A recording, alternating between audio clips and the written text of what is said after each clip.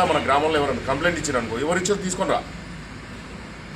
మీరేంతలో మీరు పడక మీ దాంట్లో ఏదో హైలైట్ కానీ మీరే కంప్లైంట్లు ఇచ్చుకొని మీ దాంట్లో మీరు చేసుకొని అసలు ఎవరి బాధలు చెప్తున్నారు మీరు.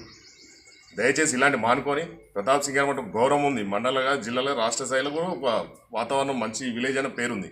దయచేసి అలాంటి వాతావరణం కల్పించకుండా వాతావరణం ఏదైనా ఉంటే నిజంగా కంప్లైంట్ ఎవరైనా ఇచ్చారు, నిజంగా గరిబోలు కట్టుకుంటే దాన్ని సహకరిద్దాం.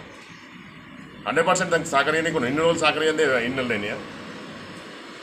మంచి వాతావరణం ఉంది, మంచి వాతావరణం. ఇంకోటి ఇలాంటి మనం కక్షపూరితంగా ఇలాంటివి చేస్తే వచ్చేవరైనా రేపు కాలనీలు వస్తున్నాయి, కొత్త కొత్త కాలనీలు వస్తున్నాయి. ఈ ఊళ్ళో వచ్చి కొనుక్కోవాలి, ఉండాలి, మంచి డెవలప్మెంట్ ఆశించాలి, డెవలప్మెంట్ రావాలి.